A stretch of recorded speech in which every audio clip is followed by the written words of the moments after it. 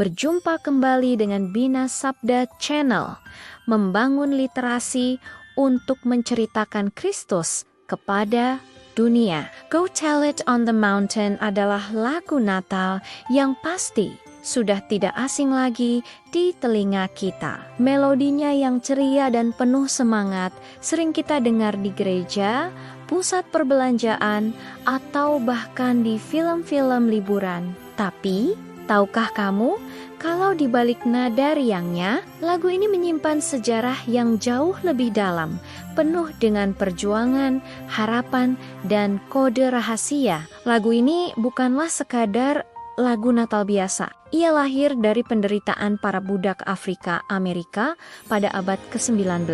Di tengah penindasan yang tak terbayangkan, mereka menciptakan lagu ini sebagai ekspresi iman dan teriakan jiwa yang merindukan kebebasan. Saat itu, para budak dilarang berkumpul untuk beribadah secara terbuka. Jadi, mereka akan menyanyikan lagu-lagu spiritual seperti ini secara senyap di tengah hutan atau di kamp-kamp yang tersembunyi. Liriknya sendiri terinspirasi dari kisah kelahiran Yesus dalam Alkitab, khususnya dari Injil Lukas.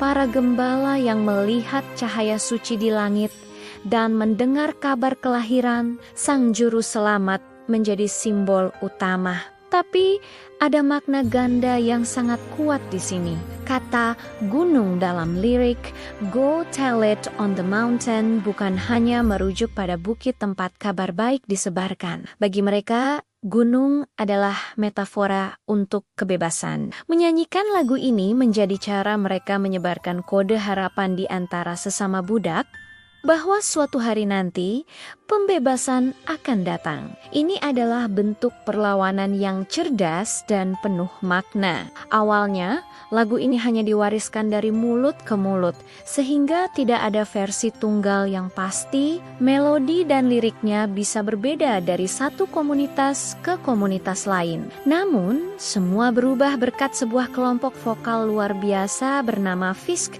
Jubilee Singer. Mereka adalah paduan suara dari Fisk University, sebuah universitas bersejarah untuk orang Afrika Amerika di Nashville. Mulai tahun 1871,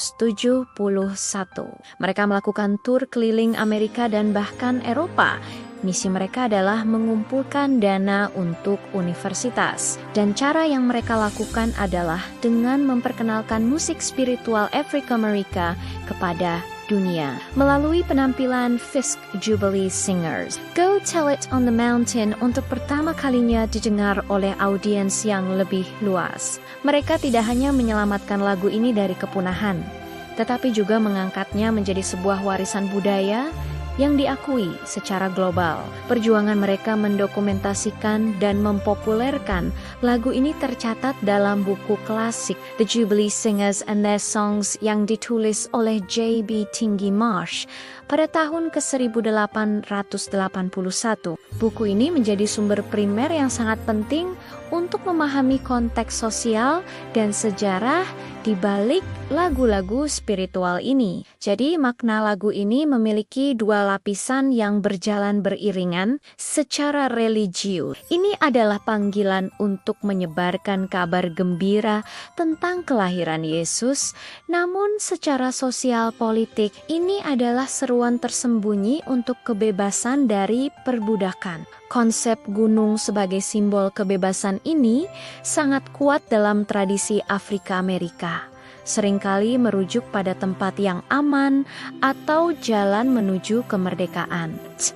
James Weldon Johnson dalam bukunya The Books of American Negro Spirituals menjelaskan dengan sangat baik bagaimana narasi Alkitab dan kode pembebasan ini menyatu dengan sempurna dalam lagu ini. Memasuki abad ke-20, lagu ini terus berevolusi. Ia tidak lagi hanya dinyanyikan di antara gereja kulit hitam atau dalam konteks spiritual murni. Para musisi dari berbagai genre mulai mengadaptasinya. Salah satu versi yang paling berpengaruh datang dari Ratu Gospel, Mahalia Jackson, pada tahun sekitar 1950. Dengan suaranya yang penuh kekuatan dan jiwa, Mahalia memberikan nuansa gospel yang mendalam pada lagu ini. Versinya sering dikaitkan dengan gerakan hak-hak sipil. Lagu ini menjadi semacam lagu kebangsaan spiritual yang menyuarakan perjuangan untuk kesetaraan dan keadilan. Buku The Gospel Sound karya Anthony Halbut mengulas bagaimana lagu-lagu seperti ini bertransformasi dari harapan akan pembebasan fisik menjadi seruan untuk kebebasan spiritual dan sosial. Kemudian pada tahun sekitar 1960, duo folk legendaris Simon dan Garfunkel juga membawakan lagu ini. Mereka memberinya sentuhan folk yang lebih ringan dan universal, membuatnya semakin populer di kalangan pendengar musik pop dan folk di seluruh dunia. Adaptasi mereka membantu lagu ini melintasi batas-batas budaya dan ras, menjadikannya bagian dari repertoar musik global. Dari sini, Go Tell It on the Mountain resmi menjadi standar Natal yang kita kenal sekarang.